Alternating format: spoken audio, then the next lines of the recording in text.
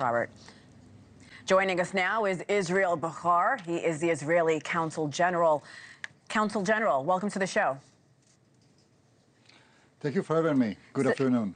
Good evening here from New York. So there are multiple reports that Shani Bibas remains are being transferred to Israel right now. What are you hearing?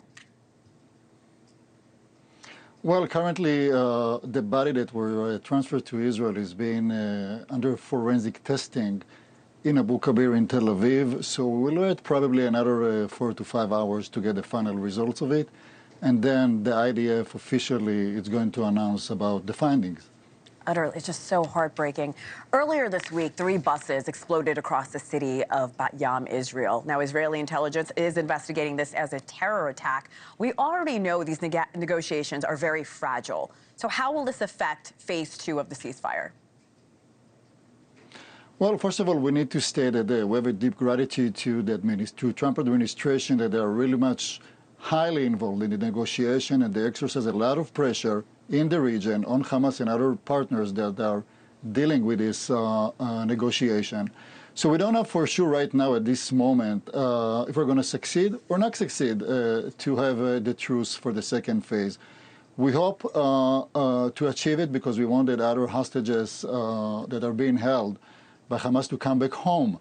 But we need to have a very, very serious and very deep negotiation with other counterparts to make sure that Hamas does not stay in power in the end of this war, and after all, the hostages are coming back home. And I want to make to note one element and, about what we're experiencing right now in Israel after the horrific news about Shani Bibas. And it bears noting, even during Nazi Germany, there were Germans that saved Jews, yet no Palestinians rose up to do the same, not even once during the last 1.5 years of the war with Gaza.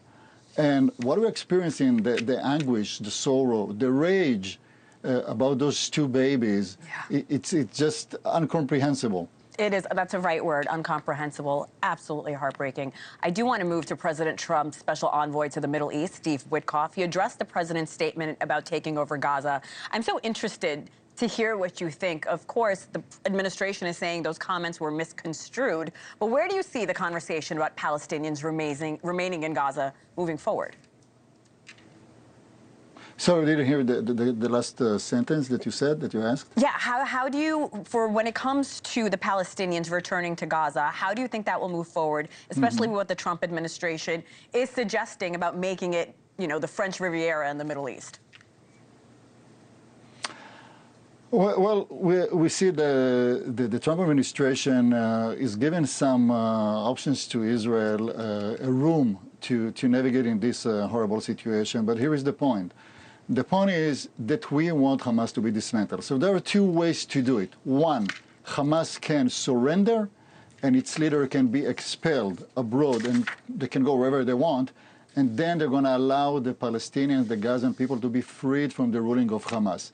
Second option, if they are not doing so, if they are not taking the first option to surrender, so the second option that left on the table really is just for Israel to go back to Gaza militarily, fight and dismantle Hamas, and to make sure that Gaza is demilitarized once and for all.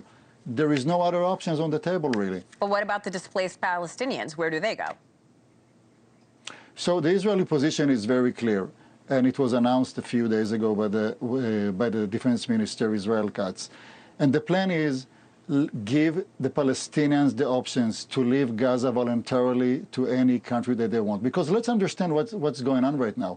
The Palestinians in Gaza are suffering and they're living in tents.